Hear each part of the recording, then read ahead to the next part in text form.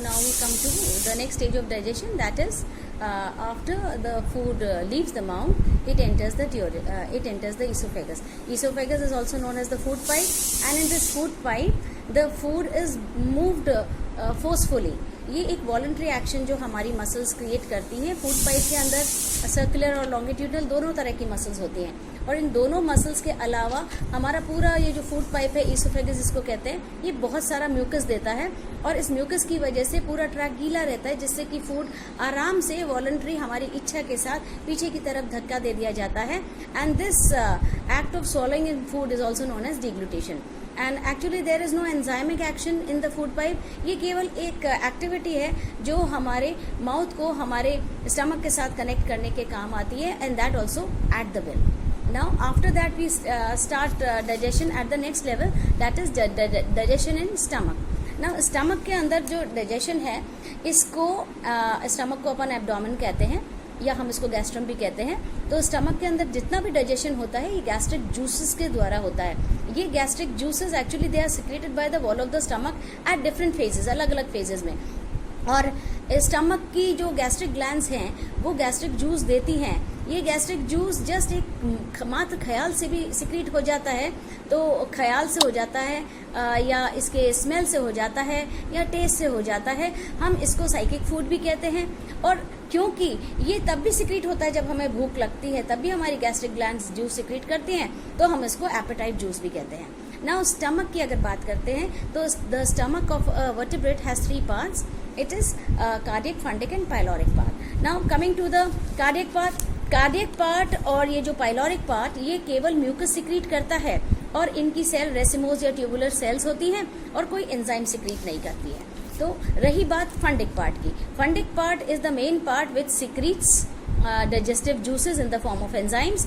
ये 2 तरह के सेल्स सिक्रीट करता है. एक को हम कहते हैं चीफ सेल्स, या हम इसको कहते हैं जाइमोजन सेल्स. इनका काम होता है कि ये पेप्सिन सिक्रेट करती हैं, पेप्सिन, रेनिन और लाइपेस सिक्रेट करती हैं. दूसरी तरह की सेल्स होती हैं, वो ऑक्जेंटिक सेल्स कहलाती हैं, या तो फिर पेराइटल सेल्स कहलाती हैं, और इनका काम होता है कि ये HCl सिक्रेट करती हैं.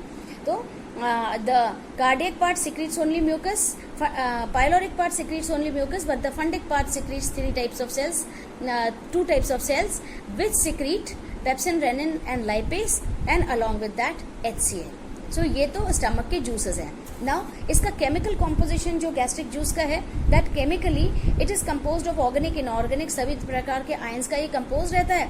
बाकी ये 1 से 3 लीटर गैस्ट्रिक जूस एक दिन में प्रोड्यूस होता है, और इसका pH 1 से 1.5 के लगभग होता है.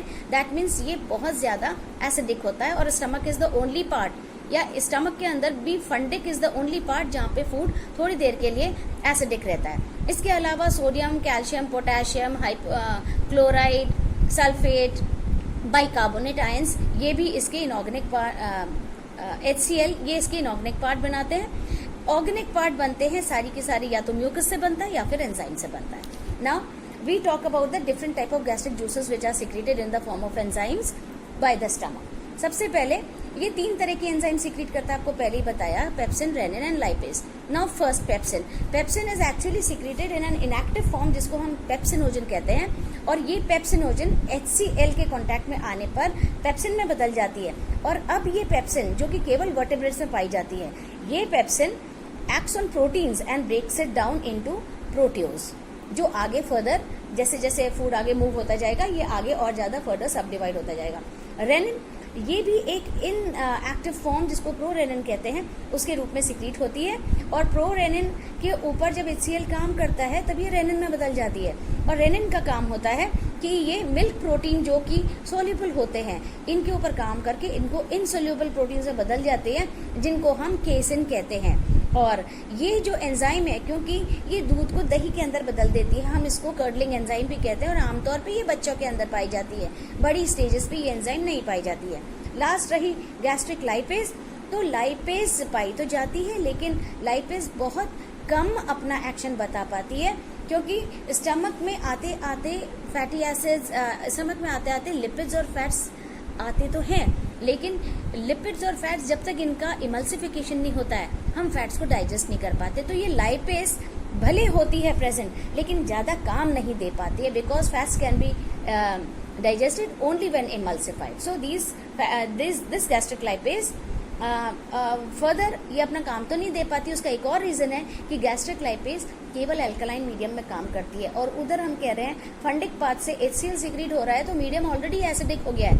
एसिडिक मीडियम में लाइपेज काम नहीं कर पाती. So this was about the pepsin, rennin and lipase enzyme. Now ये इसके फंक्शनल पार्ट हैं कि किस प्रकार गैस्ट्रम अपना काम करता है, गैस्ट्रिक जूस अपना काम करता है.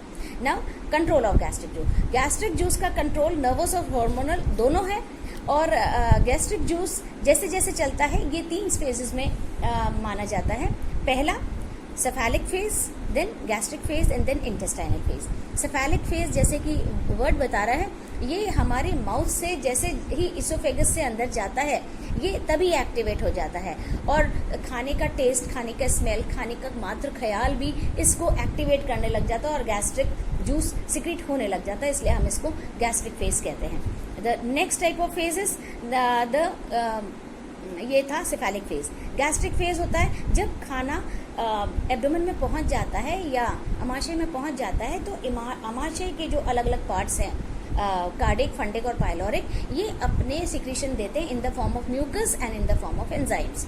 और ये पेप्सिन, रेनिन, लाइपेज तो होती हैं, और साथ ही साथ ये होता है बहुत सारा म्यूकस, या आप कह दो mucus is nothing but a lot of water.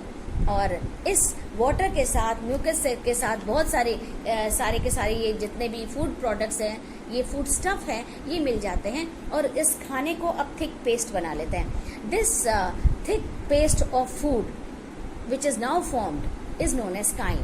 Chyme अब एक अपने आप को इन्फोर्स करता है और गैस्ट्रम की दीवारों में या एब्डोमेन या अमाशय की दीवारों में अपने आप को धक्का देता है, और अब वो स्मॉल इंटेस्टाइन्स के अंदर जाने को तैयार रहता है. स्मॉल इंटेस्टाइन्स का सबसे पहला पार्ट आता है duodenum. So in the duodenum the next type of activity will take place in the duodenum. तो नेक्स्ट स्टेप जो अपन अमाशय के अंदर देखते हैं, that is absorption of food. अपन सारे जो पार्ट्स कर रहे हैं उसमें पूरी एक्टिविटी कर रहे हैं. तो पहले तो अपन ने देखा अमाशय क्या होता है, उसके कितने पार्ट्स होते हैं, उससे क्या क्या जूसेस निकलते हैं, उन जूसेस का क्या क्या काम होता है. फिर अपन ने देखा कि एब्जॉर्प्शन कैसे होता है अमाशय में. अपन ने ये देखा, अब अपन एब्जॉर्प्शन देखते हैं. आमतौर पे अमाशय में एब्जॉर्प्शन ज्यादा नहीं होता, ओनली अ लिमिटेड थिंग्स और limited substances are absorbed in the abdomen, and these substance may be glucose, it may be water, it may be alcohol. इसके अलावा ज़्यादा नहीं होते. ये सारी की सारी एब्डोमिनल की वॉल से एब्जॉर्ब हो जाते हैं और वीनस ब्लड के अंदर पहुंच जाते हैं. So actually gastric juice it bears both organic and inorganic substances, and all this is used to digest the food further. In fact, I can say to simplify the food further, और खाने को एक लुगदी type का बना देते हैं. इस लुगदी को हम काइम कहते हैं. काइम एक बार तैयार हो जाता है तो cardiac, fundic, pyloric part stomach के पास होते होते ये अल्टीमेटली अब फंडिक पार्ट का जो वाल्व है वो खुल करके डिओडेनम के अंदर पास करने को तैयार हो जाता है. तो this is how food digestion in the stomach takes place.